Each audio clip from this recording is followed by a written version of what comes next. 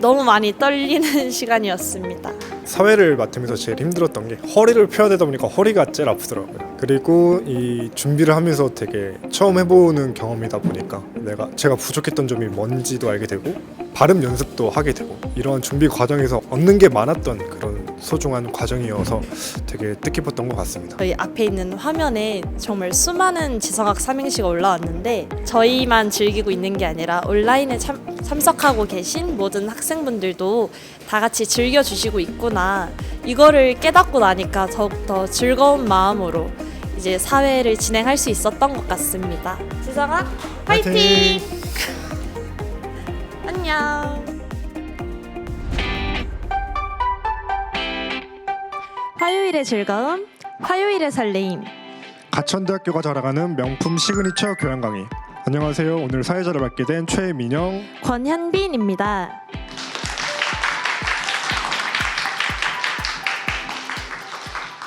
네, 오늘은 조금 특별한 순서인 지성학 포럼으로 여러분께 인사드립니다. 오늘은 지금까지 있었던 지성학 강연을 저희가 한 번 더 정리하고 돌아보는 시간을 가져보려고 하는데요. 네, 그래서 오늘은 기존과 다르게 학생들의 소감을 듣는 그러한 순서를 포럼으로 준비해 보았습니다. 벌써 기대가 되는 것 같은데 민영님, 오늘 특별한 순서도 준비되어 있다고 하는데 사실인가요? 네, 오늘 깜짝 놀랄 만한 게스트분도 모셨으니까 웹엑스로 수업을 듣는 우리 학우분들 끝까지 집중해 주시면 감사하겠습니다. 첫 번째 순서를 소개하기 전에 오늘은 특별 이벤트가 있습니다. 바로 지성학 삼행시인데요. 주제는 지성학입니다.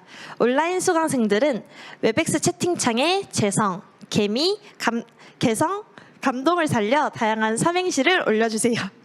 올려주신 분 중 개성 있는 학우분들께는 커피 쿠폰을 전송해드리니 많은 참여 부탁드립니다. 그럼 저희 첫 번째 순서부터 소개해 볼까요? 첫 번째 순서는 다음 주 연사분이신 정유미 기자님을 소개하는 시간입니다.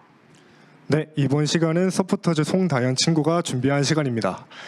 저희가 연사님들을 바로 만나 뵙고 강연을 듣는 것도 좋지만 강연을 듣기 전에 연사님에 대해서 좀 더 알고 그런 상태로 강연을 들으면 좀 더 좋은 시간이 되지 않을까 싶은데요. 자, 그럼 송다현 학생 큰 박수로 환영해 주세요.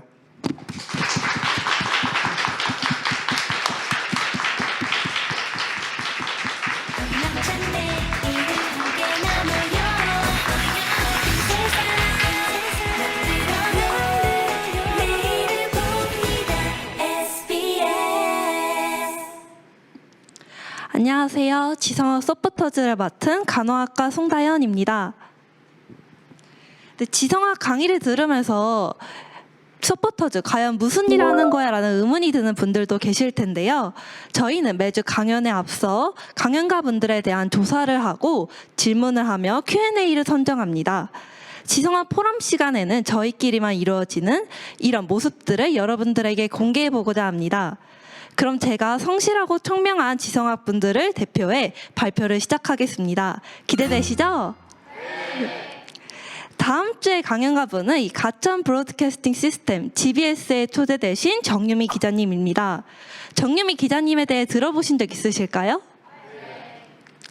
정유미 기자님에 대한 설명에 앞서 영상을 한번 시청해 보겠습니다. 나를 잊지 마. 청와대는 발표문 역시 tin계단 상황을 시시각각 정치와 경제, 또 과거와 미래를 시민들의 생각을 들어보겠습니다. SBS 정유미입니다.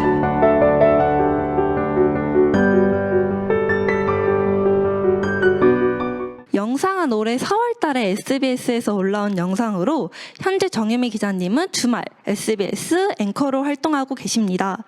2006년 SBS 14기 기자로 입사해 사이버 사건팀 기자, 국제부 기자, 편집부 정치부 기자로 총 18년간의 취재 경력을 가지고 계십니다.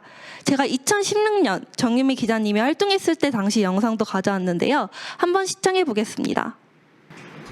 정부의 각종 민원 상담 전화번호는 현재 110으로 통합 운영되고 있습니다. 다문화, 글로벌 시대에 걸맞게 무려 20개 언어로 상담이 가능하다고 홍보 중인데 실상은 어떨까요? 정유미 기자가 알아봤습니다. 네, 여기서 왼쪽에 계신 분이 정유미 기자님이십니다. 이렇게 현장에 나가 직접 취재도 하셨고요. 지금의 목소리처럼 뉴스의 나레이션도 맡으셨습니다. 정말 대단하신 분이죠? 근데 저는 여기서 의문이 생겼습니다. 기자, 앵커, 아나운서 과연 어떤 차이가 있는 걸까라는 생각이 들었는데요. 기자는 언론 매체에 속해 취재, 편집, 논평 등을 담당하는 사람이고요.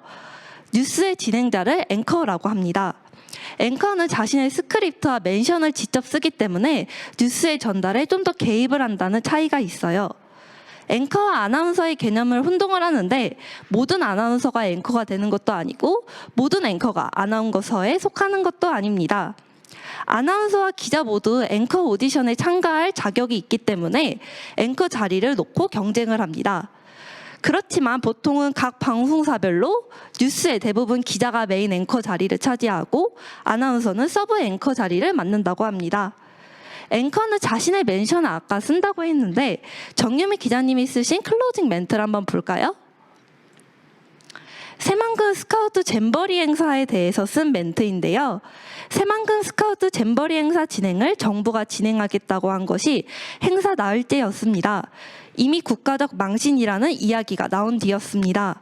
1천억 원이 넘는 예산이 들어갔고 문제도 충분히 예견됐던 것이었습니다. 먼저 움직이는 정부가 보고 싶습니다. 토요일 8시 뉴스 마치겠습니다. 시청해주신 여러분 고맙습니다. 네, 어떤가요?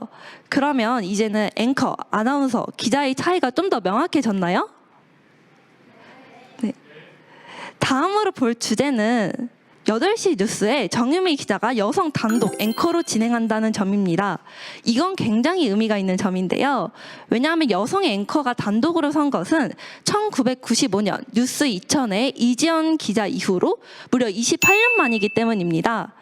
올해 SBS가 앵커진을 개편하면서 여성 앵커 역할에 힘을 싣겠다고 했는데요. 그러면서 정유미 기자님께서는 18년 동안 취재했던 경험을 바탕으로 뉴스를 진행하는 것이 목표라고 하셨습니다. 근데 제가 계속 SBS 8시 뉴스 언급했잖아요. 이것에 대해서 잘 아시나요? 이 SBS 8시 뉴스 살펴보자면 평일에는 오후 7시 50분에 주말에는 오후 8시에 시작을 합니다. 종합 뉴스 프로그램으로 정치, 경제, 사회, 국제, 생활문화, 연예, 스포츠 등 다양한 분야의 뉴스를 제공한다는 특징이 있습니다. 1991년 12월 9일에 첫 방송을 시작해 지금까지 이어오고 있는데요. 8시 뉴스 홈페이지에 찾아보면 다시 보기 서비스도 제공하고 있고 팟캐스트, 비디오 머그, 스브스 뉴스 등 다양한 멀티미디어 뉴스도 제공하고 있습니다. 인터넷에 정유미 기자님을 찾아보면 이런 식으로 뜨는데요. 여기서 기자홈을 들어가서 클릭해보면 최근 한 달간 17건의 정치 섹션 기사를 작성한 것을 볼 수 있습니다. 앵커로 활동하기 이전에 정치부 기자로 활동했기 때문에 정치부 기사를 많이 작성한 것을 확인할 수 있었습니다. 구독자 통계를 보면 한 달간 30, 40대가 가장 많고 남자가 여자보다 더 많은 비율을 차지한 것을 확인할 수 있었습니다. 그럼 그중에서 한 기사를 한번 볼까요? 일본 한뉴스 사라진 취객의 휴대전화 라는 기사인데요. 여기서 쭉 내려가 보면 술에 취한 상태로 지하철을 탄 사람들의 휴대전화를 훔쳐 해외로 팔아넘긴 일당이 경찰에 붙잡혔습니다.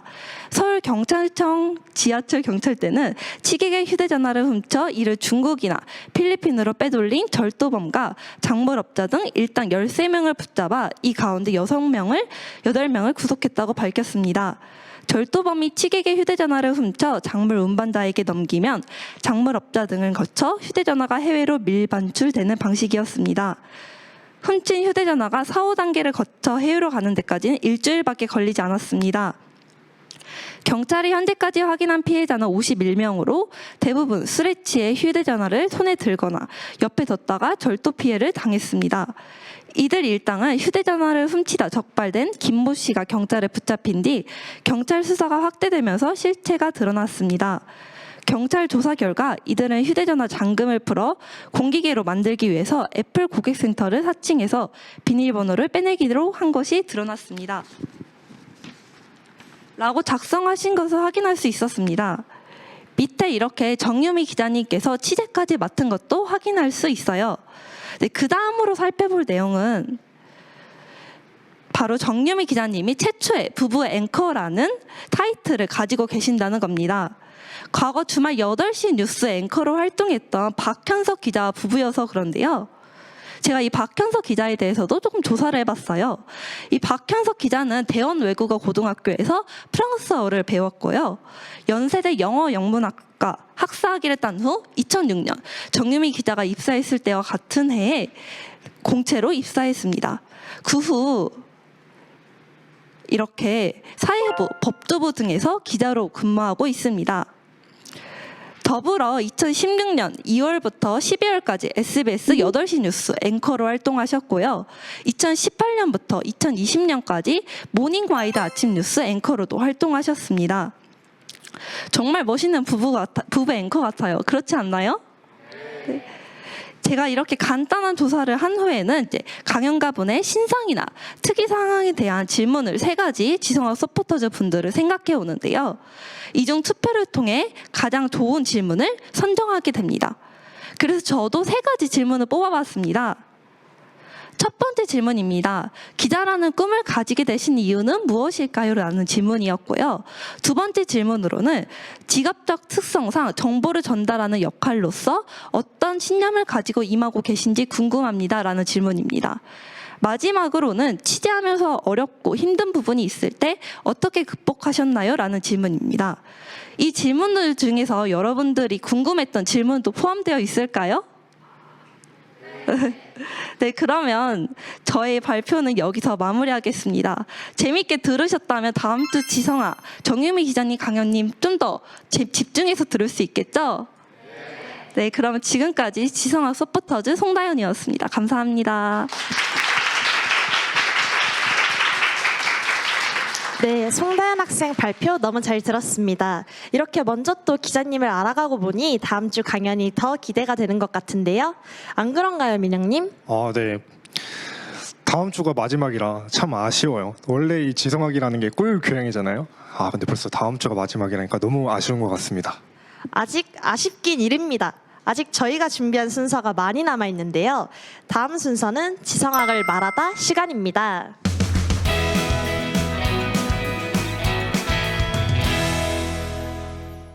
지성학을 말하다는 어떤 시간인가요? 네, 이 순서는 지금 저희가 가지고 있는 다양한 주제들을 가지고 지금까지 강연을 진행하면서 현장에서 함께한 서포터즈 친구들과 함께 소감을 나누는 시간입니다. 또 특별한 순서도 준비되어 있죠? 네, 바로 3주차 강연 때 함께 해주신 우리 정지우 작가님이신데요. 정지우 작가님 하면 글쓰기를 빼놓을 수가 없죠. 저희는 1차 토크로 글쓰기에 관하여 얘기를 해보려고 합니다. 특별히 이번 시간은 정지호 작가님과 이원 연계를 통해 생생하게 토크를 진행해보려고 합니다. 네, 그리고 이후에도 더 특별한 주제로 지금까지 진행했던 강연 사진들을 돌아보면서 나누는 시간 또한 준비되어 있으니까 채널 고정해주시고 저희 시간이 없어요. 빨리 정지호 작가님을 만나볼까요? 네, 그럼 제가 정지호 작가님을 한번 불러보도록 하겠습니다. 정지호 작가님. 네, 안녕하세요. 네, 안녕하세요. 안녕하세요 작가님. 이렇게 또 가천대학교 지성학 포럼에 함께 해주셔서 정말 감사드립니다. 오늘 저희가 짧게나마 한 10분 정도 작가님과 소통하는 시간을 좀 가지려고 하는데요. 소개 한마디 부탁드립니다. 네, 안녕하세요. 저는 작가이자 변호사로서 활동하고 있는 정지우라고 합니다. 저희 가천대 학생들 지난 한 2달 전이었나요? 만나 뵙고 글쓰기 강의도 하고 또 질문도 듣고 했었는데 또 그때 이 가천대 학생들이 가지고 계셨던 글쓰기에 대한 열정과 열망 잘 기억하고 있고 심지어 편지를 지금 900통이나 보내주셨더라고요. 이걸 다 읽는다고 정말 힘들었습니다. 아무튼 정말 감사드리고 제가 조만간 이 편지를 써주신 분들께 답장을 쓰려고 답장도 좀 준비를 해보고 있습니다. 네, 아무튼 감사합니다. 네. 네, 그럼 본격적으로 시작해 볼까요? 저희 서포터즈 학생 중에 정지우 작가님의 강연을 듣고 글을 직접 쓴 친구가 있다고 하는데 그래서 한번 만나보려고 합니다. 이준선 학생 계실까요? 네. 네, 안녕하세요. 미디어 커뮤니케이션학과 이준선이라고 합니다. 우선 지난번 강의에 이어서 이렇게 다시 뵙게 되어 정말 감사하다는 말 드리고 싶습니다. 제가 사실 전문 작가님한테 글을 직접 보여드린 건 이번이 처음이라서 많이 떨렸는데 시간 내서 읽어주셔서 감사하고, 글에 대해서 짧게 말씀을 드리면은 나무가 자라나는 모습을 이제 사람이 성장하는 모습에 비유해서 쓴 글이었는데, 저는 이처럼 글을 쓸 때 비유와 상징을 활용해서 작품 안에 메시지를 담으려고 하는 편입니다. 그러면은 이제 작가가 본인이 어떤 비유와 상징을 넣어서 메시지를 전달하고자 했는지 확실히 알고, 독자는 그걸 읽으면서 그 비유와 상징이 더 다채로워진다고 생각을 하는데, 작가님도 글을 쓰실 때 이런 비유와 상징을 활용하시는지, 그리고 그 비유와 상징이 어떤 힘을 갖고 있다고 생각하시는지 여쭤보고 싶습니다. 네, 감사합니다. 보내주신 글 되게 재밌게 잘 읽었어요. 이렇게 나무가 이제 혼자 넓은 들판에 있는데 이 나무가 스스로 막 가지치기도 하면서 성장해 가는 그런 여정을 그린 글이었죠. 그래서 거기 나오는 어떤 사람과 함께 대화를 나누기도 하고, 네, 자기 성장에 대해서 배워가는 그런 글이었습니다. 이런 글 같은 경우에는 되게 이제 일종의 한편 동화 같은 그런 글이라고 동화라고 볼 수 있죠. 일종의 어른 동화.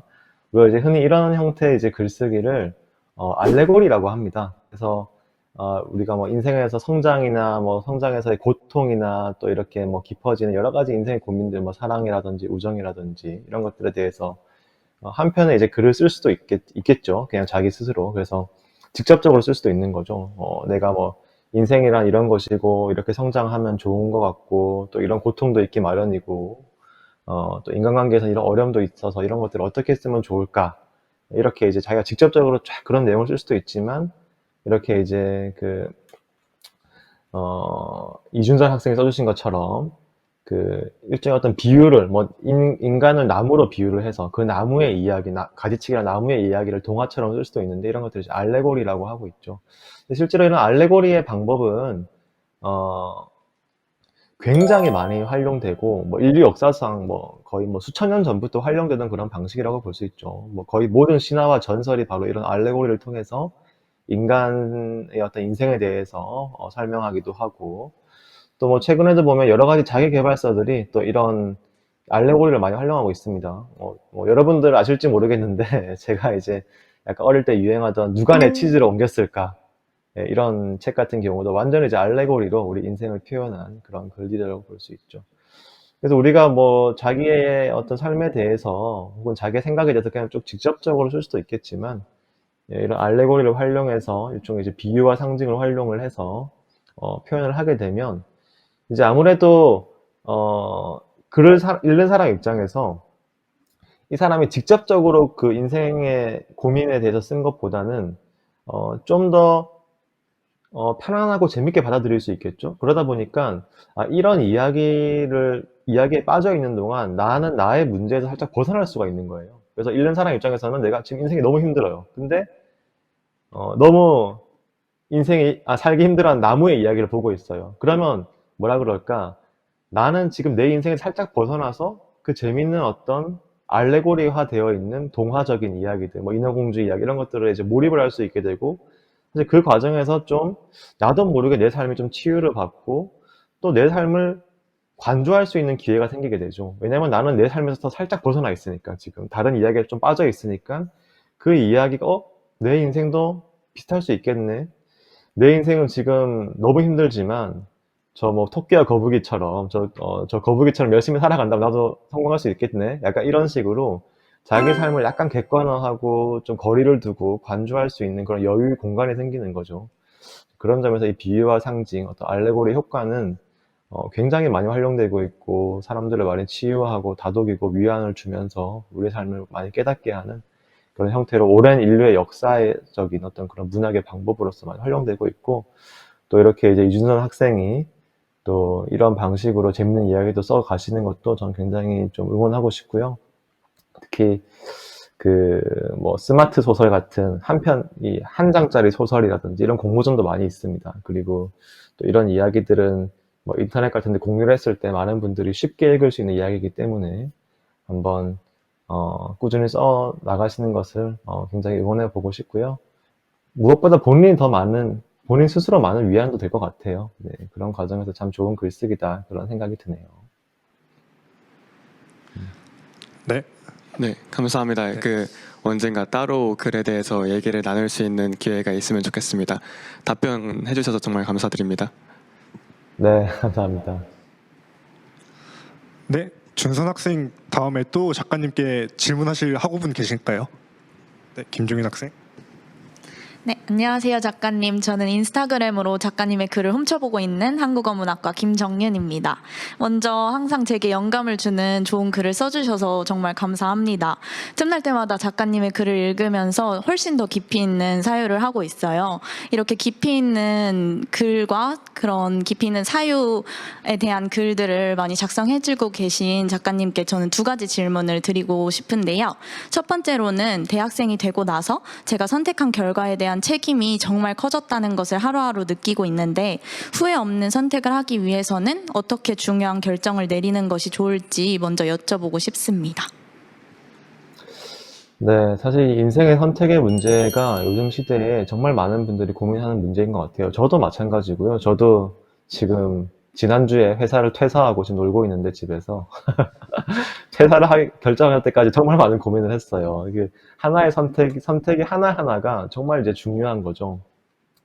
그래서 저 같은 경우에는 이제 회사를 그만두게 되면 이제 스스로 이제 기업을 해서 스스로 법률사무소를 차려서 일을 하면서 또 이렇게 글쓰기도 하고 글쓰기 강의도 하고 이제 이런 삶을 선택하는 건데 당연히 어떤 좀 그런 불안정성, 따박따박 들어오는 월급이 사라진다는 점, 아내도 걱정을 하고 여러 가지로 이제 그런 선택에서의 어려움들을 겪는데 마찬가지로 또 청춘 대학생 때는 또 마찬가지로 더 많은 불안과 걱정이 있을 것 같아요. 모든 분들이 아마 고민을 하실 것 같아요.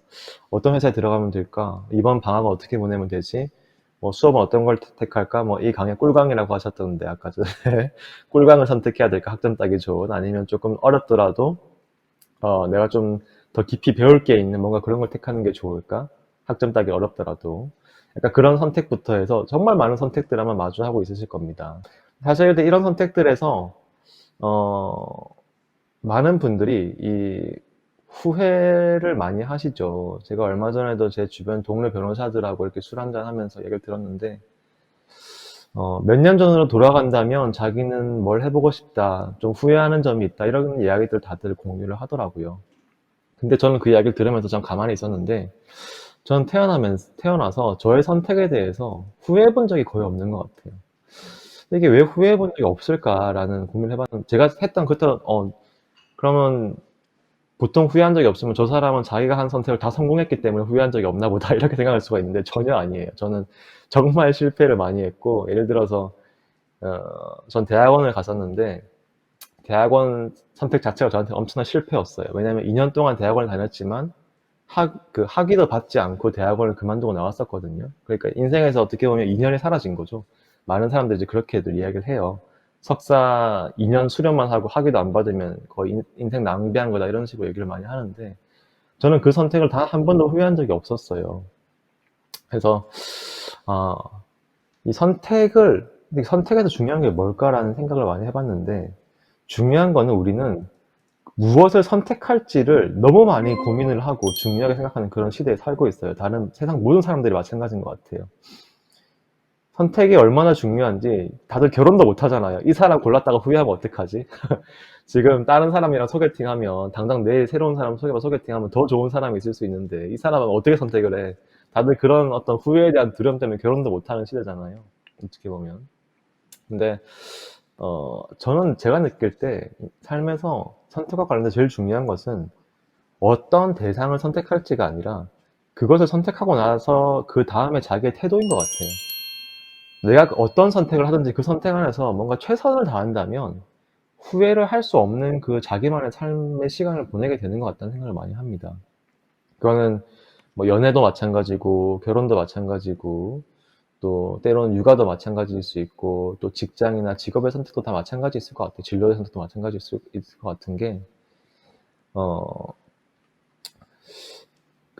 예를 들어 저 같은 경우 아까 이제 대학원에서의 실패를 이야기했지만 저는 대학원에서의 시간을 결코 후회하지 않아요. 그 이유는 대학원을 다니는 동안 뭐라 그럴까 그 선택 안에서 저는 최선을 다했다고 생각을 하거든요. 내가 이 대학원 공부를 하는 것이 나에게 어울리는지 아닌지를 의심하면서도 대학원 공부도 열심히 했고, 그러면서도 만약에 내가 대학원에서 충분한 성취를 못 거둔다면 어떤 쪽으로 또 더 살아갈 수 있을까라는 생각에 다른 글쓰기도 되게 열심히 했었고, 또 그때 되게 재밌었던 게 대학원을 열심히 다니면서 전 팟캐스트도 되게 열심히 했어요. 주변 친구들과 대학원에서 만난 친구들과 함께 팟캐스트를 되게 열심히 했는데, 그 팟캐스트를 들은 어떤 저의 팟캐스트 팬분께서 저를 어떤 그 강의를 하는 곳에 초청을 해줬어요. 그래서 거기서 이제 한 일주일 정도 이렇게 강의를 했는데, 그 강의 수업에서 제가 지금 제 아내를 만났었거든요. 그러니까 전 대학원을 다닌 게 실패였지만, 대학원 안 다녔으면 지금 제 아내도 못 만났을 것이고, 제 아내와 사이에 태어난 저희 아이도 못 만났을 거란 말이죠. 그러니까 어떻게 보면 이거는 후회할 수가 없는 선택이 되는 거예요. 제 인생에서 제일 소중한 사람들을 만난 거니까, 제 아이를 포함해서. 그러니까 그 선택 안에서 뭔가 최선을 다해서 내가 하루하루를 허투루 쓰지 않기 위해서 뭔가 노력하고자 했을 때, 그것들이 뭔가 계속해서 이어지면서 삶의 새로운 인연과 기회들을 만들어 나가게 되고, 또 자기만의 삶의 어떤 그림을 그려 나간단 말이죠. 그렇게 자기만의 삶의 스토리를 쓰게 되면 또 언젠가 이렇게 누군가 앞에서 그 이야기를 되게 재밌게 할 수 있는 이런 기회도 주어질 수 있다는 거죠. 그래서 우리가 항상 선택에 너무 많은 고민을 하지만, 그 선택 자체에 너무 많은 고민을 하기보다는 훨씬 중요한 것은 그 선택 이후의 태도일 수 있다. 그 선택에 한번 최선을 다해보고, 뭐 1년이든 2년이든 또 그 안에서 내가 시간을 허투루 쓰지 않고 시간을 아쉬워하면서 최선을 다해봤을 때 우리는 좀 후회 없는 선택의 삶을 살게 되지 않는가, 그런 생각을 해보게 됩니다. 좋은 답변 정말 감사합니다. 그리고 제가 두 번째 질문을 드리고 싶은데요. 대학에 오면서 가장 크게 와닿았던 또 두 번째가 인간관계의 확장인데, 작가님께서는 주위의 소중한 인연들과 어떻게 관계를 맺고 유지하고 계시는지, 그리고 한정된 시간을 어떤 이들에게 어떠한 방식으로 사용하고 계시는지 작가님만의 인간관계 철학이 궁금합니다.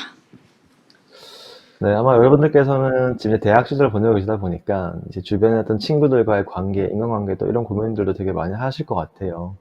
근데 이제 제가 대학생 때 생각해 보면, 인간관계에서 제일 중요한 거는 사람들과 보내는 아마 시간이었던 것 같아요. 그래서 나랑 가장 많은 시간을 보내는 사람이 나랑 절친이고, 요즘에도 그런 말 쓰나요? 벌써 옛날 말인가? 절친, 베프? 요즘에는 무슨 짝꿍은 더 옛날 말인데 무슨 말 쓸지 모르겠는데, 어쨌든 나랑 맨날 같이 밥 먹고 같이 수업 듣고 같이 시간 보내는 사람이 절친이다. 그래서 친구들과 보내는 시간이 중요하다, 이렇게 생각할 수 있겠는데, 제가 또 지금 또 나이가 어쨌든 40이 다 돼가는 이런 입장에서 느끼는데, 인간관계에서 생각보다 시간이 그렇게 중요한 것 같지 않다는 생각이 많이 들어요. 그러니까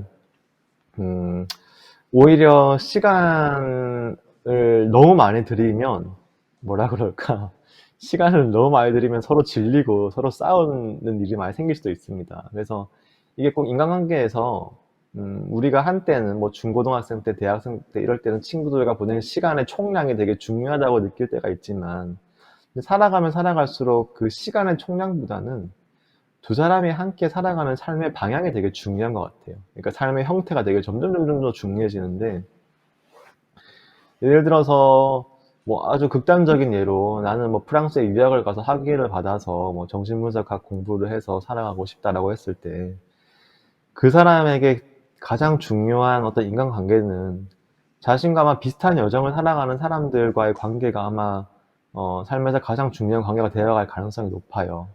왜냐하면 정신분석학 얘기 같은 걸 아무랑 하기가 쉽지 않고, 그 분야에 관심 있는 사람들과 얘기를 해야 되고, 또 프랑스까지 떠나버리게 되면 또 이제 일상적으로 한국에서 있던 사람들 만나기도 쉽지 않아지고, 결국에는 이제 비슷한 유학생들, 또 비슷한 꿈을 꾸는 사람들, 자기가 앞으로 살아갈 그런 어떤 영역, 필드와 좀 관련 있는 사람들과 점점 더 많은 관계를 맺게 된단 말이죠. 그런 것처럼 여러분들께서도 지금 주변 친구들이 많이 있겠지만, 결국 나중에 곁에 남아있을 친구들은 이 삶의 방향성이 비슷한 친구들이 많이 남게 될 거예요.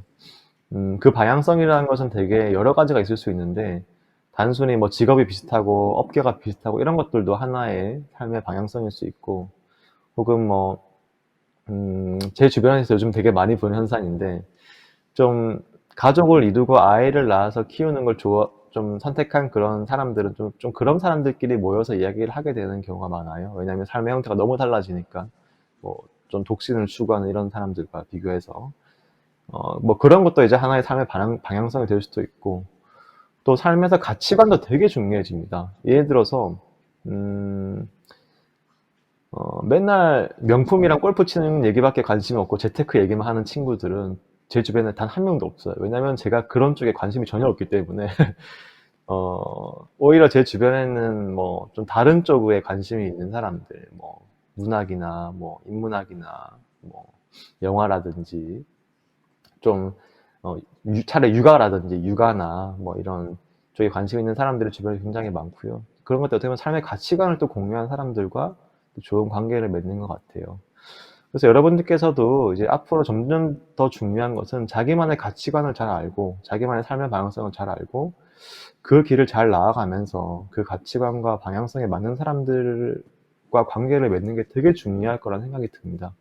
뭐 단순히 매일 같이 밥 먹고 이런 건 사실 점점 더 별로 안 중요해질 거예요. 아마 기억도 안 날 거예요. 그런 것보다 내가 장기적으로 내 삶에서 어떤 것들을 중요시하느냐에 따라서 그런 사람들과 이제 아주 느슨하더라도 뭐 1년에 한 번 보더라도 더 깊은 관계가 될 수도 있습니다. 그래서 결국 인간관계라는 것의 문제도 나의 가치관, 나의 인생관의 문제가 때려야 뗄 수 없다는 점을 좀 잘 기억해 보시면 어떨까 싶어요.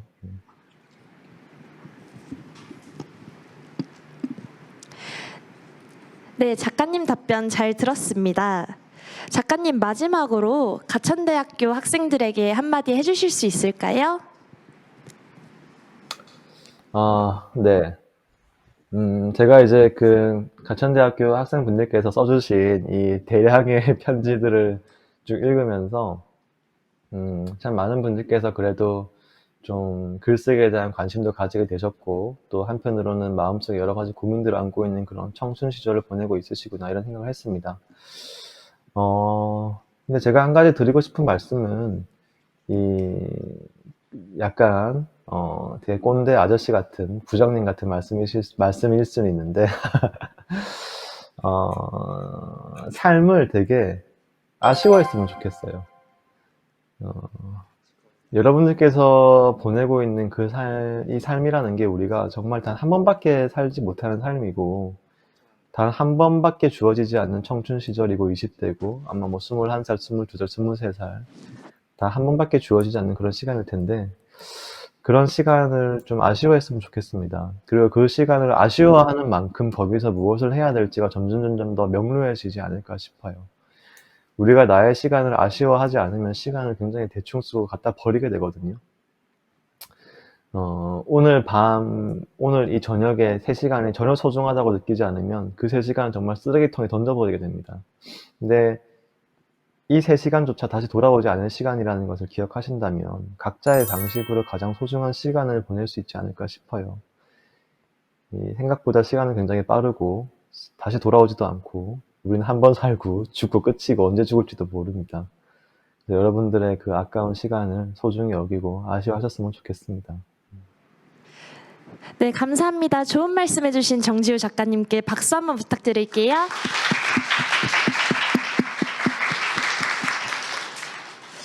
네, 저희가 원래 마지막 순서로 발표하려 했던 지성학 삼행시가 저희가 예상했던 것보다 많이 들어와서 중간에 2개 먼저 발표하고 가려고 합니다. 네. 김채은 학생과 김진성 학생의 지성학 삼행시가 뽑혔는데요. 혹시 현빈 씨, 저 지성학 운 한번 띄워주실 수 있으실까요? 당연하죠. 네. 지성인이 되기 위해 성남에 있는 가천대학교로 모여 학고열을 불태우자. 좋은데요. 정말 나이스합니다. 그리고 2번째, 네, 지성학 삼행시 운 띄워주시기 바랍니다. 네, 지성의 넓은 바다, 꿈꾸는 하늘 높이, 성실한 발걸음으로 미래를 향해, 학습의 여정 속에서 꿈을 키워가자입니다. 너무 감동적이네요. 네, 이렇게 지성학을 말하다 첫 번째 시간 글쓰기라는 주제로 정지우 작가님과 소통하는 시간을 가졌습니다. 정말 특별한 순서였던 만큼 다음 주제도 재미있을 것 같은데요. 다음 순서는 또 어떤 주제를 가지고 서포터즈 학생들과 이야기를 나누면 좋을까요? 두 번째 순서는 바로 리액션이라는 순서입니다.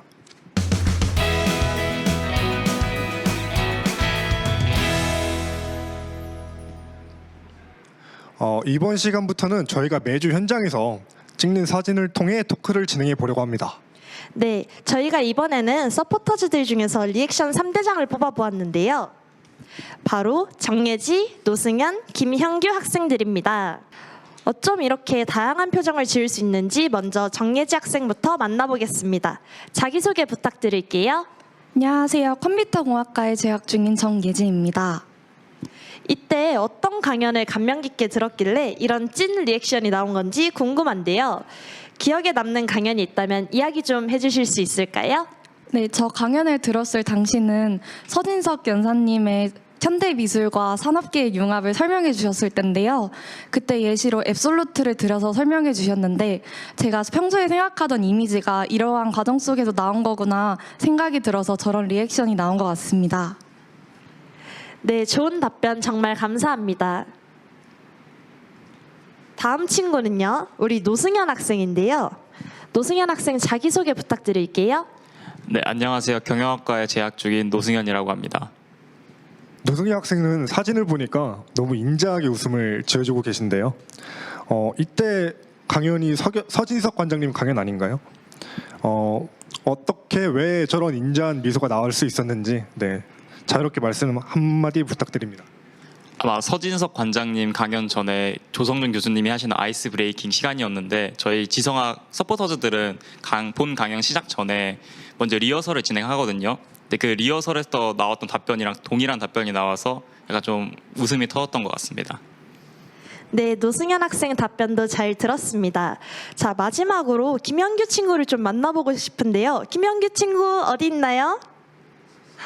김형규 친구는 정말 천의 얼굴을 가진 친구입니다. 사진을 준비했는데요. 여기는 새침하고 약간 슬펐다가 경건돼지고 어쩜 이렇게 다양한 표정을 지을 수 있었나요? 이렇게 모아놓고 보니까 제 표정이 정말 다양했었는데 그게 사실 강연을 듣다 보면 어려운 내용도 많고 가끔 졸릴 때가 있거든요. 그래서 아마 추측해보자면은 첫 번째 사진은 안 졸리려고 눈에 힘을 주는 모습인 것 같고 두 번째 사진은 하품하다가 눈물이 약간 맺힌 모습인 것 같습니다.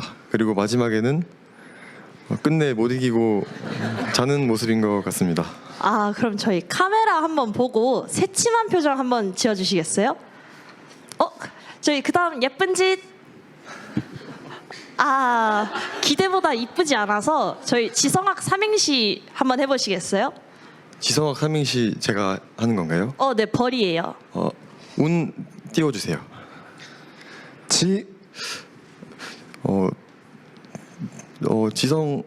지성학의 메인 김형규라고 합니다. 어이가 없네요. 네. 성공적인 리액션 그 비결이 궁금하시면 학교로 오셔서 지성학을 들으세요. 다들 박수 부탁드립니다. 네, 나름 괜찮은 답변이었네요. 다시 한번 새 서포터즈 친구들에게 큰 박수 부탁드립니다. 네, 너무 재미있는 답변이었습니다. 현빈 씨, 혹시 다음 주제는 어떤 주제일까요?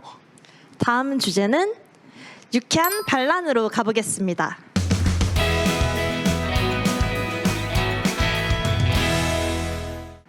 혹시 미령 씨, 유쾌한 반란이 어느 분의 강연 주제였는지 기억나시나요? 아마 김동현 지사님 강연 아닐까요? 네, 맞습니다. 이번에도 사진을 보면서 토크를 나눠보도록 할 텐데요. 첫 번째 사진은 저희가 다 같이 김동현 지사님과 찍은 단체 사진입니다. 이날에 저희가 단체 사진을 찍고 김동현 지사님이 각각의 학생들과 셀카를 찍어주셨는데 그 중에서 조금 재미있는 사진을 저희가 한번 골라봤습니다. 저희 지성학의 막둥이 최선우 학생인데요. 저게 도대체 무슨 포즈를 하고 있는 거죠? 가위도 냈다가 주먹도 냈다가 약간 가위바위보 하는 것 같은 이상한 사진입니다. 저 최선우 학생 자기소개와 함께 사진에 대한 설명 부탁드려도 될까요? 네, 안녕하세요. 심리학과 최선우라고 합니다. 저 때 지사님이 제게 어깨 동무를 해주셨는데 그 남자들의 흔한 포즈 V를 하려고 준비하고 있다가 지사님이 어깨 동무까지 해주시면서 화이팅이라는 포즈를 해주실 정도까지 해주실 줄은 몰랐어가지고 아마 저런 사진이 나왔던 것 같습니다. 제 핸드폰에는 잘 찍혀 있는데 카메라로 찍었을 땐 저렇게 나와 있을지 몰랐었네요. 저희가 이렇게 또 사진으로 보니까 되게 재미있는 토크가 진행되고 있는데 그 다음 사진은 이제 저희 서포터즈 중에 이진원이라는 학생입니다.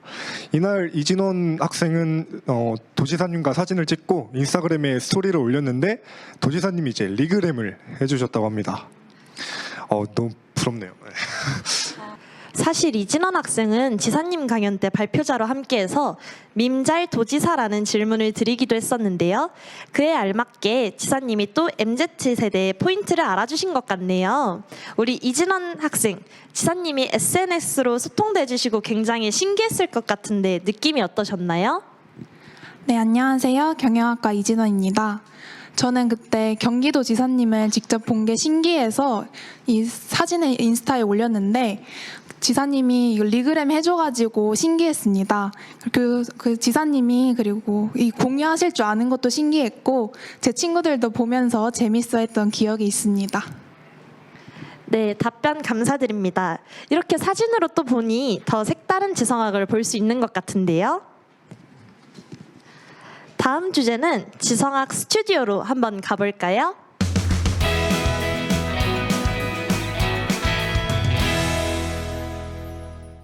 네, 이 사실 지성학이라는 수업이 정말 많은 분들의 노력과 헌신이 있었기 때문에 잘 운영이 되고 있는 것 같습니다. 오늘은 그분들의 소감을 한번 들어보려고 하는데요. 그래서 먼저 늘 지성학을 운영하고 이끌어주시는 조성준 교수님을 먼저 만나보려고 합니다. 지성학이 다음 주면 이제 종강을 하게 되는데 소감 한마디씩 듣고 싶네요. 먼저 교수님께 질문 드리겠습니다. 교수님, 저희 지성학이 이제 마지막 12주차만 남겨두고 종강을 앞두고 있는데 교수님 지성학을 운영하시면서 느끼셨던 소감 있으시다면 한마디 부탁드립니다. 네, 운영교수 조성준입니다. 항상 저기 무대에 제가 서서 이제 지성학을 진행을 했었는데 오늘은 이렇게 관중석에 편안한 마음으로 앉아가지고 들으니까 아주 마음도 편하고 너무 좋습니다. 그리고 또 우리 지금 나와 있는 두 서포터즈 학생이 저보다 훨씬 더 진행을 잘하는 것 같아요. 그래서 이제 다음번 우리 한 번 남았는데 그때는 우리 서포터즈가 대신 진행을 하면 어떨까 또 이런 생각도 해봤습니다. 제가 이제 이번 학기 지성학을 어떻게 맡게 돼가지고 이제 한 학기 동안 진행을 했는데 아무래도 처음 또 하는 거고 그래서 좀 미숙한 점도 많이 있을 거고 또 우리 수강생들에게 좀 불편함을 준 점도 있을 것 같아요. 그렇지만 우리 수강생 대부분 잘 따라주고 또 우리 지성학 강연 연사님들의 좋은 강연이 또 같이 어우러져 가지고 참 좋은 시간이었다고 생각이 들고요. 한 주밖에 안 남은 게 너무나 지금 아쉬울 정도입니다. 무엇보다도 제 자신이 많이 성장했고 많이 배웠어요. 사실 매주 이렇게 사회 저명 인사분들께서 귀한 강연 해주신 이런 강연을 일주일마다 듣는 것은 정말 흔치 않은 기회입니다. 우리 수강생 여러분들도 다 사실 그런 점에서는 굉장히 운이 좋다 이렇게 생각이 들고 그것을 통해서 우리 학생들뿐만 아니라 저도 많이 배울 수 있었고요. 이제 돌아가신 우리 김대중 대통령께서 이런 말을 하셨어요. 사람이 선비의 문제의식과 상인의 현실 감각을 가져야 한다. 이런 말씀을 하셨습니다. 여기서 선비의 문제의식이라는 거는 바로 우리 세상을 바라볼 때 지성의 눈으로 세상을 바라보라는 거거든요. 그리고 지성의 눈으로 세상을 바라봤을 때 거기서 어떤 문제의식이 생기고 그 문제를 해결하기 위한 그런 방법으로는 굉장히 현실적인 방법들을 활용해야 된다. 그런 말씀이십니다. 사실 이제 문제 해결 방법 찾는 거는 우리가 평생 찾아야 될 부분이지만 선비의 문제의식, 즉 지성의 눈으로 세상을 보고 지성의 눈으로 어떤 궁금한 것들, 호기심 있는 것들을 정말 탐구해 나가는 활동들은 대학에서만 할 수 있는, 즉 대학생들만 할 수 있는 저는 특권이라고 생각합니다. 그래서 이번 지성학 강연 뭐 짧은 한 학기뿐이었지만 이 지성학 강연 수강을 계기로 해서 우리 여러분들 남은 대학 생활 동안에 좀 더 정말 지성의 눈으로 세상을 보고 또 앞으로 인생을 살아나갈 그런 어떤 문제의식과 인생 설계들을 할 수 있었으면 좋겠습니다. 네, 여기까지 하겠습니다. 예.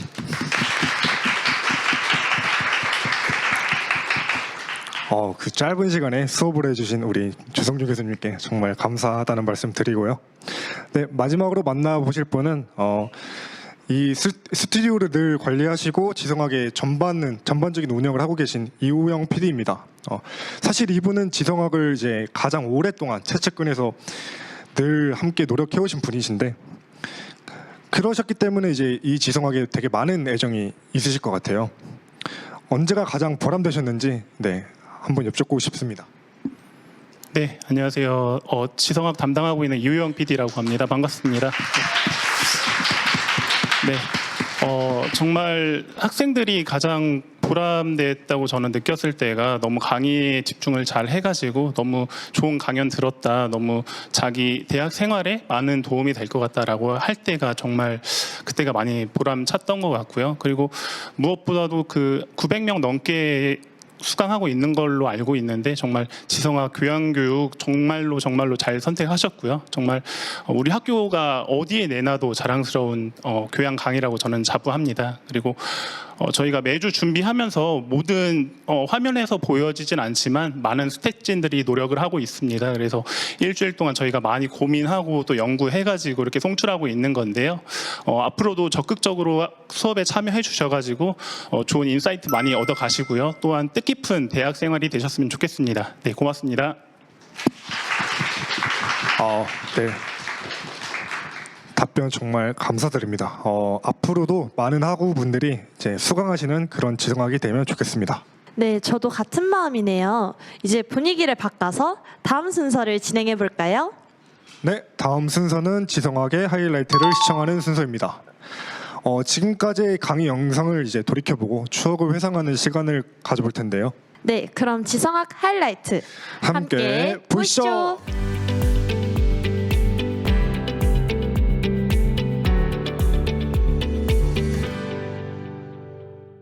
우선 제가 즐거웠습니다. 제가 청년들과의 만남과 소통을 굉장히 좋아하고 있는데 오늘 저도 경무에 시달리다가 가천대 학생을 만나면서 제 스스로가 좀 힐링이 됐던, 또 질문의 수준도 가천대의 명성과 또 위상에 걸맞는 수준 높은 질문들을 해주셔가지고 굉장히 인상적이었습니다. 여러분들의 그 활기차고 적극적인 모습들 볼 수 있어서 너무 좋았고요. 정말 가천대학교가 우리 사회의 중요한 미래를 밝히는 그런 곳이라는 것을 많이 느꼈습니다. 지성학 강의가 여러분들의 그런 토양이 되기 위한 굉장히 좋은 기회라고 생각을 합니다. 제가 가천대에 들어왔을 때보다는 훨씬 더 발전됐고 앞으로 더 발전 가능성이 굉장히 매우 높기 때문에 그런 자부심을 가지고서 여러분들이 꿈을 이루기 위해서 노력한다고 하면은 못할 것이 없다라고 생각을 합니다. 분위기 너무 좋았어요. 오랜만에 이제 학생들 앞에 쓰니까 저도 좀 긴장도 되고 했는데 역시 젊은 사람들하고 호흡을 맞추는 일은 그 자체로도 굉장히 즐거운 일이라 저도 엔조이하면서 오늘 강의를 했던 것 같습니다.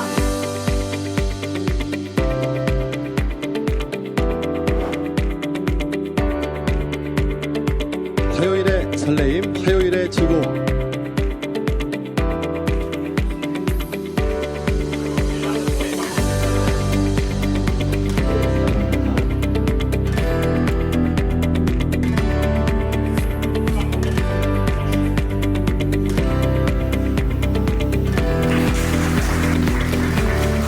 서울시를 문화중심 도시로, 광주 아시아 문화중심 도시. 이제는 문화 강국이 경제 강국이 되는 시대가 됐죠. 경제 강국이 문화 강국이 아니라. 앱솔루트 보드카는 이미 80년대 이후부터 아트 마케팅을 하면서 보드카의 이미지를 굉장히 세련되게 만들어 버렸죠. 여러분 캄캄한 터널에 갇힌 것 같은 느낌 들어본 적 없으신가요? 내 청춘은, 내 젊음은 그런 터널 속에 갇혀서 내가 어떻게 해야 될지 고민스럽다 하는 생각을 경험하셨을 수도 있고 또 앞으로 경험하실 수도 있을 거예요. 그런 속에서 그 탈출구를 찾기 위해서 나 자신을 바치는 노력을 저는 눈먼 열정이라고 표현합니다.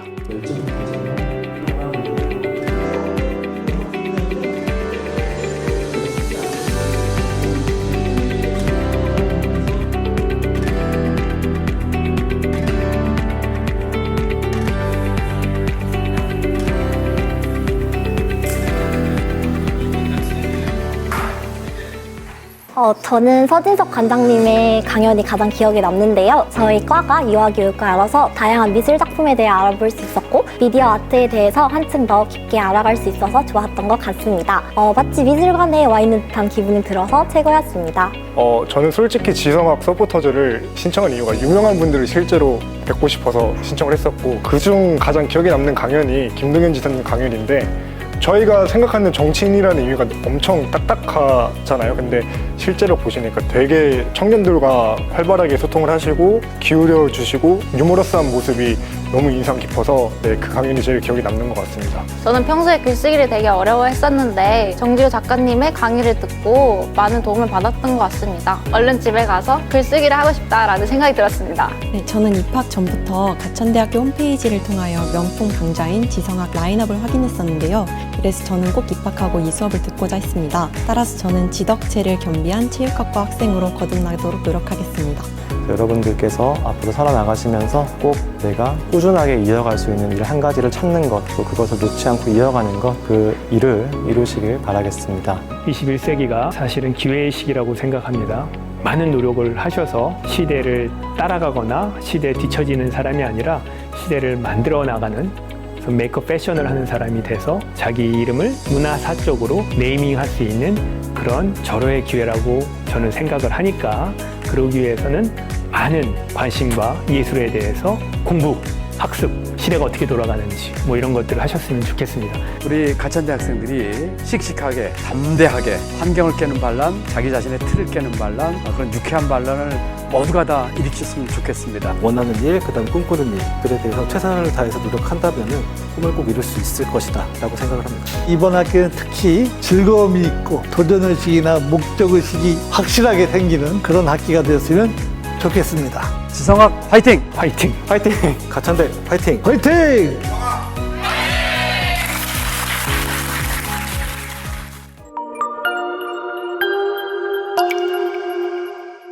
너무나도 멋진 영상이네요.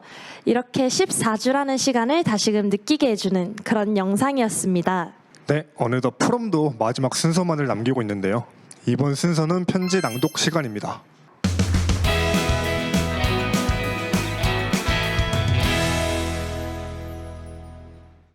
네, 가장 인상 깊었던 명사님들께 편지 쓰기를 했었죠? 그것을 함께 나누는 시간을 가져보려 합니다. 네, 첫 번째 편지는 특별히 온라인으로 함께하고 있는 송창규 학생이 준비한 편지입니다. 그럼 송창규 학생 한번 만나볼까요? 송창규 학생! 네. 자기소개 한마디 부탁드릴게요. 네, 안녕하세요. 저는 스마트 팩토리 전공 송찬규입니다. 오늘 지성학 포럼에 참여하게 되어서 영광이며 마지막까지 열심히 참여하도록 하겠습니다. 네, 송창규 학생 편지 낭독 한번 부탁드려도 괜찮을까요? 먼저 이렇게 멋진 강연을 준비해 주시고 기획해 주신 김동현 지사님과 가천대학교 측에 감사의 말씀을 전합니다. 지사님의 강연을 듣고 전 여러 생각이 들며 기존에 있던 제 고정관념을 깨고 새롭게 숨어있던 나를 발견할 수 있었던 시간이라 생각했습니다. 지사님께서 말씀해 주신 세 가지의 문제들을 팔아나여 끊임없이 실패를 두려워하지 않는 자세를 필두로 삶을 영위하겠습니다. 또 아주대학교 총장으로 계실 때 진행하셨던 F2 프로그램이 인상이 깊었습니다. 지금도 경기도에서 지원하는 청년 사업으로 진행 중이시다고 하니 경기도민으로서 신청해서 지사님의 뜻에 부합하는 청년이 되었으면 합니다. 이런 뜻깊은 강연을 듣고 저는 여러 생각을 해보게 되었습니다. 그중 하나를 지사님께 여쭙고 싶어 이런 편지를 쓰게 되었습니다. 우리는 왜 질문하지 않으며 왜 대학에 가는가라는 질문은 이미 기존서부터 존재해왔던 현 대한민국 사회의 문제점이라 생각합니다. 10년 전에는 주입식 교육을 문제 삼고 자기주도 학습의 교육으로 틀을 바꿔 지금껏 오게 되었습니다. 하지만 최근에는 자기주도 학습의 목적으로 나온 수행평가와 조별학습, 자연학문제 등의 교육 방침의 문제점을 지적하며 다시 주입식 교육으로의 전환을 원하는 목소리가 나오고 있습니다. 제 얘기를 드리자면 이러한 상황에서 왜 공부하는가에 대한 의문점은 있었지만 어른들의 일단 참고 공부해 그럼 좋은 날이 올 거야 라는 말에 그저 딴 생각은 배제하고 공부를 하려 노력했습니다. 다만 20살이 되고 진로에 관한 다양한 생각과 여러 경험을 하면서 느끼고 있는 점들이 있습니다. 그중 하나는 바로 도지사님처럼 하고 싶은 일만 한 사람은 성공하기 힘들다입니다. 고등학생 때 저는 어른들이 시키는 지시가 매우 불합리하다는 점들이 많다고 생각했습니다. 당장 교칙만 봐도 신발 중 크록스 금지가 있었습니다. 크록스는 고무로 되어 있어 슬리퍼랑 달리 미끄러지지도 않고 통기가 잘 되어 의사들도 애용하고 있는 제품으로 알고 있었는데 제대로 된 이유 없이 교장 선생님께서는 금지하셨습니다. 이유를 여쭈어봐도 공부나 하지 이런 거에 관심 두지 마라 라는 답변만 들을 수 있었고 저는 너무 당황했습니다. 따라서 저는 내가 어른이 되면 사회를 바꿔나가는 어른이 되자 라는 식의 생각을 가졌습니다. 그러나 점점 다양한 경험을 하다 보니 하기 싫은 것을 거부하고 원하는 것을 찾거나 바꾸는 것보다는 인내하고 견뎌내는 경험이 더 값진 것 같다는 생각이 들었습니다. 도지사님의 사례를 보았을 때도 어릴 적 가족을 위해서 헌신한 경험, 초급 사무관이 되셨을 때 뒤에서 지나가듯이 던진 상사의 말이 오히려 성장의 밑거름이 되었다고 생각하여 나중의 행복과 미래의 나를 위해 지금은 참는 것이 더 낫지 않을까라는 생각을 하게 되었습니다. 이를 도지사님은 어떻게 생각하시는지 너무 궁금합니다. 그리 두서없는 것 같아 죄송하지만 지사님을 향한 제 마음과 질문은 조금이나마 전해졌으면 좋겠습니다. 앞으로도 자주 청년, 나아가 도민들이랑 소통하는 기회를 만들어주길 부탁드리며 너무 재치 있으셔서 정말 부럽습니다. 가끔 지사님을 미디어 매체로 뵙고 있을 때면 나도 저 나이가 되면 저렇게 세련되고 젊은이들과 원활한 소통이 가능할까? 라는 생각을 하곤 합니다. 항상 건강하세요. 다음에 또 만나 뵙겠습니다. 가천대 스마트 팩토리 전공 송찬규 올림.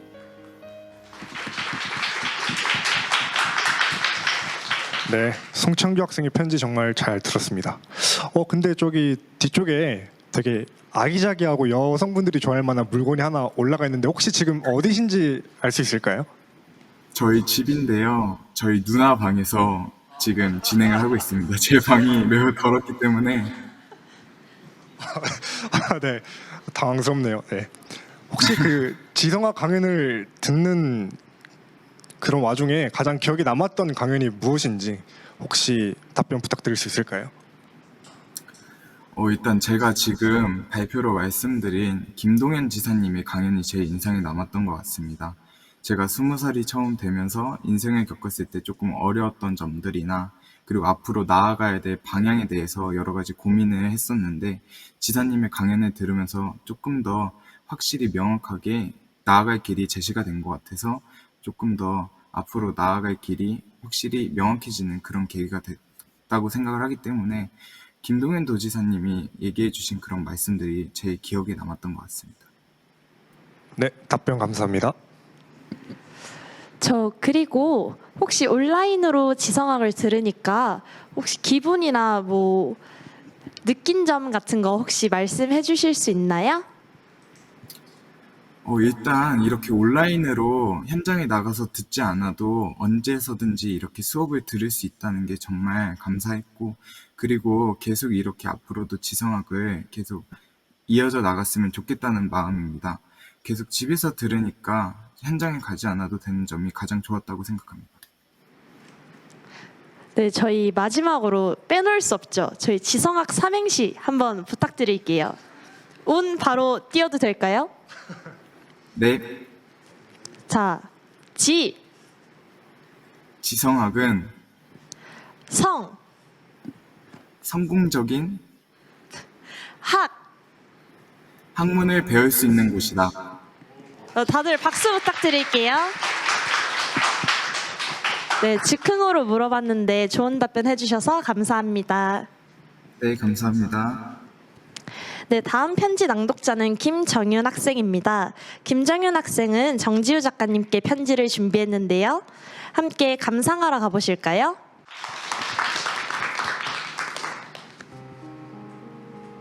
오늘도 글을 쓰는 당신 정지우 작가님께. 안녕하세요 작가님. 작가님의 팬이 된 한국어문학과 2, 3학번 김정윤입니다. 푸르렀던 여름에 배웠는데 어느새 단풍이 지고 겨울이 찾아오고 있네요. 잘 지내고 계신가요? 저는 지난번 작가님께서 학교 오셨을 때 작가님 책에 사인을 받았던 학생이에요. 그 책을 요즘도 한 문장 한 문장 곱씹으며 읽고 있답니다. 특히 나는 자주 우리 삶이 그저 삶을 어떻게 상상하느냐에 달려있는 건 아닐까 생각한다 라는 문장을 좋아해요. 저에게 놓인 수많은 선택의 기로에서 오래 고민하고 있었는데 제 삶이 저의 상상에 달려있다고 생각하니 제가 원하는 삶에 가까운 선택을 하나씩 해나갈 수 있었거든요. 작가님을 만나 뵙기 전에 자료조사를 하다가 작가님께서 블로그, SNS에 작성하신 수많은 글을 보았어요. 국문과임에도 불구하고 요즘 글이 눈에 들어오지 않아서 몇 줄 읽다가 금방 포기했었는데 작가님의 글은 빠져들어서 읽게 되더라고요. 정말 멋진 가치관을 가지고 계시는구나. 글을 잘 쓴다는 것은 쉽게 읽히면서도 울림을 주는 글을 쓰는 것이구나 하는 생각이 들었어요. 정말 오랜만에 글을 읽으면서 심장이 두근거렸어요. 과장이 아니라 진심으로요. 네, 강연 중에 작가님께서 글쓰기란 나의 가치관으로 만들어내는 성벽이라고 말씀하셨던 부분도 정말 인상 깊었어요. 그동안 글을 써야 하는 이유가 뭘까 방황하고 있었는데 글을 쓴다는 것은 나에 대해 깊이 사유하고 나만의 가치관을 확립하며 나를 지키는 단단한 성벽을 쌓아나갈 수 있는 일이구나 하는 깨달음을 얻었어요. 그래서 요즘은 머리가 복잡할 때면 일기부터 작성한답니다. 글을 통해 객관적으로 저를 바라보고 나면 작가님께서 왜 글쓰기가 삶을 이끈다고 하셨는지 알 수 있었어요. 작가님, 제 영감이 되어주셔서 감사합니다. 매일 올라오는 작가님의 글을 항상 챙겨보고 있어요. 정신없이 하루를 보내다 잠에 들기 전 작가님의 글을 읽으면 삶에서의 중요한 가치들을 다시 되새길 수 있게 돼요. 작가님의 글에는 항상 사랑이 묻어나서 글을 읽고 나면 포근하고 잔잔한 감동을 얻어요. 이런 좋은 영향력을 저 또한 이어갈 수 있도록 저도 열심히 글을 써볼게요. 의미 있는 나날들을 언제까지나 쌓아가며 뿌듯한 마음으로 다시 작가님과 마주할게요. 그때까지 안녕히 계세요. 작가님을 존경하는 김정윤 올림. 네, 너무나도 아름다운 김정윤 학생의 마음이 담겨 있는 것 같습니다. 네, 제가 김종윤 학생에게 질문 한두 가지 하려고 하는데요. 이제 김종윤 학생이 이렇게 900명 학생을 대표해서 편지를 낭독한 소감이 어떠신지 한마디 부탁드립니다. 제 편지가 이렇게 읽힐 줄은 모르고 편지를 썼었는데 정말 너무 부끄럽고요. 정지우 작가님에 대한 애정이 잘 표현이 됐으면 좋겠네요. 그러면 혹시 정지우 작가님 강연 외에 혹시 또 인상 깊었던 강연이 있을까요? 저는 김동연 도지사님 강연도 굉장히 인상 깊었습니다. 어떤 이유에서일까요? 일단 정치인 하면은 굉장히 딱딱할 거라는 인상이 있었는데 굉장히 삶을 깊이 있게 살아오셨다라는 느낌이 많이 들었고 그거 외에도 저희의 삶에 대한 도움이 될 만한 그런 이야기들을 많이 해주셔가지고 되게 와닿았던 기억이 있습니다. 네, 그러면 진짜 즉흥적으로 혹시 지성학으로 삼행시 한번 가능할까요? 제가 운 띄워드릴게요. 지금 성공하고 싶다면 학교 여기 이곳 지성 수업을 꼭 들어보세요.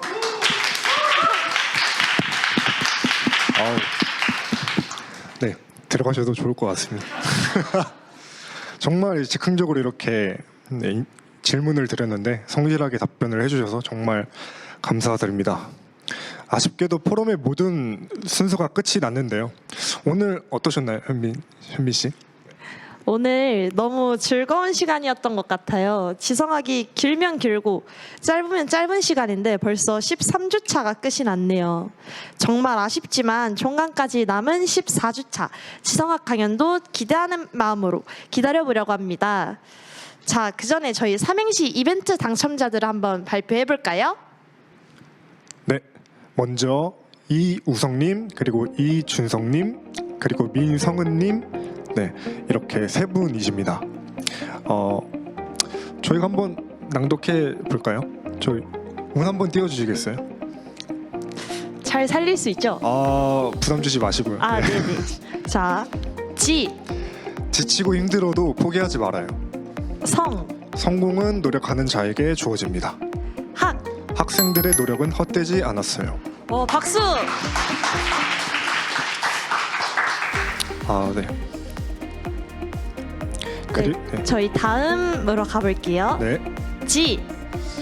네, 지나온 길이 빛나는 성공한 사람들의 학생들을 위한 진실된 수업입니다.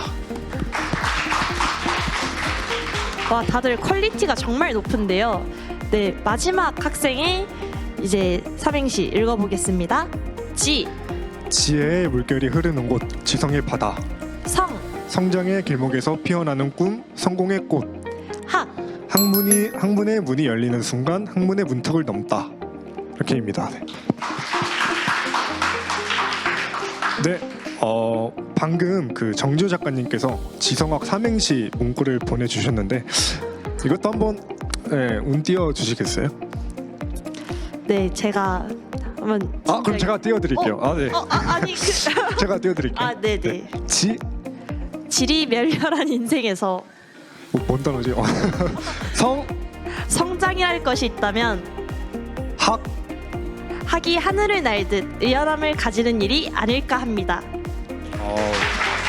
역시 작가님다운 수준 높은 삼행시였습니다. 순간 당황했네요. 저도 처음 보는 단어가 있어가지고 놀랐습니다. 네, 이렇게 세 분 축하드리고요. 재미있고 개성 있는 삼행시를 많이 보내주셔서 선별하기가 굉장히 어려웠는데 다시 한번 축하드립니다. 네, 오늘은 특별하게 포럼으로 지성학을 시작해 보았는데요. 아쉽지만 저희는 여기서 인사를 드려야 할 것 같습니다. 다음 주에는 정유미 기자님이 기다리고 계시니 웹엑스로 수업을 듣는 학우분들께서도 다음 주를 기대해 주시면 감사하겠습니다. 네, 그리고 오늘은 소감도 만족도가 없으니 바로 빨간색 X 버튼을 누르시고 즐거운 오후 보내시면 될 것 같습니다. 네, 그럼 저희는 인사드리도록 하겠습니다. 지금까지 지성학 포럼 사회를 맡은 권현빈, 최민영입니다.